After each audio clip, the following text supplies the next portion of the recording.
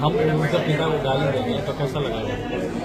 नहीं अध्यक्ष महोदय, ये बरगला रहे हैं बिहार की जनता को। बिहार में अब चुनावी दंगल चल रहा है, एक दूसरे को गिराने में लग चुके हैं। नेता इस कदर तक आ चुके हैं कि एक दूसरे को गाली तक भी देने लगे हैं। एक फिर उनको बुखार हम छुड़ा देते हैं। दूसरे को बदतमीजी से भी बात करने लगे हैं। और ऐसा ही बिहार विधानसभा के सदन में दिखाई देने लगा है। मानसून सदन चल रहा है और उसमें एक दूसरे के साथ खींचातानी देखने को मिला है।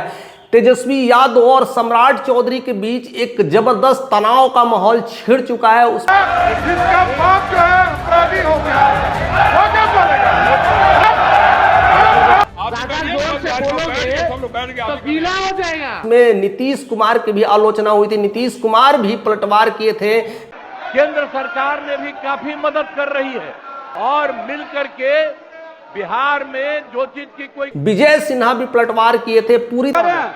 नहीं अध्यक्ष महोदय, ये बरगला रहे हैं बिहार की जनता को। एक तरह से एनडीए खेमे एक तरह से तेजस्वी यादव पर हमला करते हुए नजर आ रहे हैं। और सिर्फ तेजस्वी यादव पे ही नहीं, तेजस्वी यादव के माता पिता पर हमला करते हुए नजर आते हैं। ऐसे में तेजस्वी यादव पूरी तरह से बौखला गए और सम्राट चौधरी को भी कई कुछ सुनाया है और कह दिया है कि आपका अस्तित्व गिर चुका है, आप किसी लायक नहीं है, आपके पिताजी ने क्या किया है हमें मालूम है। और उस वीडियो को रिलीज करके उन्होंने क्लियर कर दिया है कि उनके पिताजी जब भागलपुर में थे तो कहे थे कि मोदी अगर इस धरती पर आएगा तो यहीं दफना देंगे।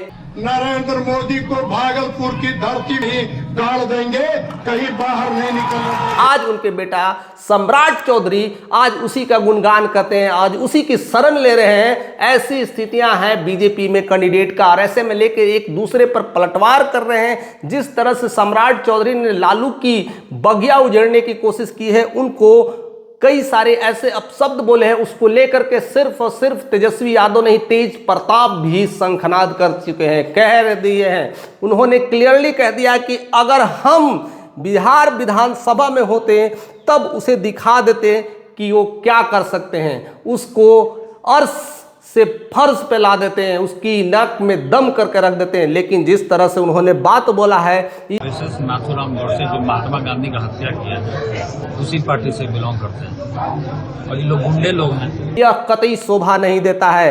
पिता तो ऐसे ही हैं, बेटा भी वैसी तरह से उतर चुके हैं और उन्हीं की छत्र छाया दिखाई दे रहे हैं। जो नेता, जो डिप्टी सीएम ऐसे अभद्र बातें कर सकता है, उनके कैंडिडेट कैसे होंगे, उनके विधायक कैसे होंगे, उनकी सोच कैसी होगी, उनकी मानसिकता कैसे होगी। ऐसे में तेज प्रताप जबरदस्त बयान देते हुए कहते हैं कि अगर हम अंदर होते तो उनका बुखार छुड़ा देते हैं। और फिर उनको बुखार हम छुड़ा देते हैं। शायद उनका इसी वजह से तेज प्रताप का जलवा दिखता है। तेज प्रताप की एक अलग अंदाज दिखती है। वो डरते किसी से नहीं, बेबाक बोलते हैं। तेजस्वी यादव भी बेबाक बोलते हैं। हालांकि तेजस्वी यादव को घेर चुके थे बीजेपी के सारे कैंडिडेट, उधर नीतीश, उधर विजय सिन्हा, उधर सम्राट चौधरी, लेकिन अकेले तेजस्वी यादव कह सकते हैं कि शंखनाद कर रहे थे, अकेले शेर की तरह से लड़ रहा था। और ऐसे में कहीं ना कहीं उसके भाई तेज प्रताप भी उस सदन के बाहर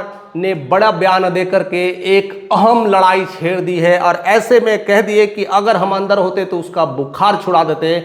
यानी बहुत मामला गंभीर हो चुका है। बिहार की इस चुनावी सर्दगर्मी में तो कुछ और होगा, इलेक्शंस तो कहीं और होंगे या नहीं होंगे वो तो बात की बात है, लेकिन असली लड़ाई तो पॉलिटिशियन आपस में लड़ रहे हैं। ऐसे में बिहार इसीलिए बर्बाद है, बिहार इसीलिए कमजोर होता हुआ दिखाई पड़ रहा है। बिहार में इसीलिए बिहार की तकदीर और लकीर कभी नहीं बदल पा रही है, क्योंकि नेता ही आपस में लड़ रहे हैं, एक दूसरे को गाली गलौज तक उचार चुके हैं, एक दूसरे के खानदान पर वार कर चुके हैं। ऐसे में जनता क्या करेगी? ऐसे में जनता को तो समझ में नहीं आता है कि कौन हमारे लिए सही है, कौन हमारे लिए सही नहीं है। और इसी का कहीं ना कहीं लुप्त और लाभ कहीं ना कहीं प्रशांत किशोर को मिलने वाला है। देखते हैं क्या होता है। ऐसे चुगलबंदी, ऐसे लड़ाइयाँ बिहार में शोभा नहीं देती है। और ऐसे सदन में इस तरह से होना अपने आप को इंडिकेट करता है कि बिहार की दशा और दिशा कैसी होगी। फिलहाल आप क्या सोचते हैं ज़रूर बताइएगा, क्योंकि लोग ऐसे में क्या सोच पा रहे हैं, किस तरह से अपना बुनियादी ढांचा बदल रहे हैं, लोग के मन में किस तरह से विवाद हो रहे हैं, लोग एक दूसरे के साथ कैसे लड़ रहे हैं, एक दूसरे का चिल्लम चिल्ली कर रहे हैं, अगर नेता ही ऐसे करे तो प्रजा कैसे करेगा,